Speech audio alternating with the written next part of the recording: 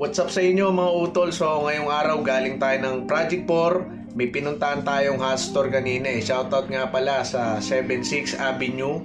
So meron tayong sinipat na hat kanina. Then luckily, nabili na natin siya. Ngayong araw naman is i-unboxan natin yung na-score nating hat.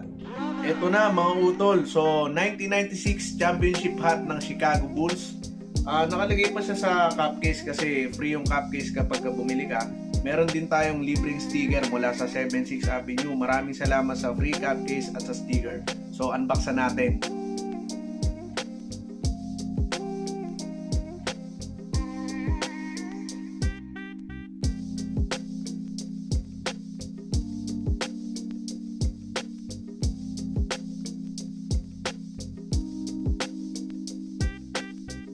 Closer look sa Chicago Bulls 1996 championship hat. So vintage na to mga utol ha. I-check natin, itim na itim pa yung brim niya. Nakikita nyo naman, swabing swabe.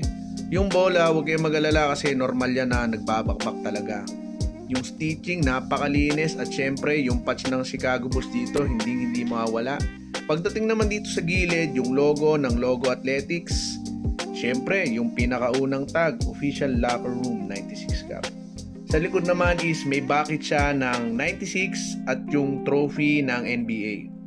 Meron pang additional tags to ito. Papakita ko sa inyo mga utol. Logo Athletic, ayan. At saka yung official license ng NBA. Check naman natin yung loob ng hat.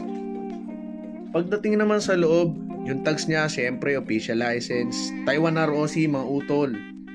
Logo 7, snap, walang issue, walang punit. Napakaswabe. At syempre, Logo Athletics made in Taiwan ROC. Syempre, hindi kumpleto tong episode na to hanggat hindi natin na-fit yung mismo cup. So, ano pang hinihintay natin? Fit na natin mga utol.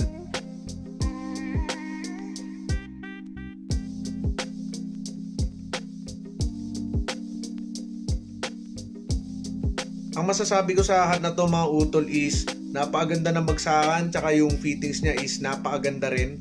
Medyo na-notice ko lang sa championship hat ng Bulls is medyo malalim pala yung dome niya. Pero overall, swabing-swabe yung bagsakan tsaka yung fittings.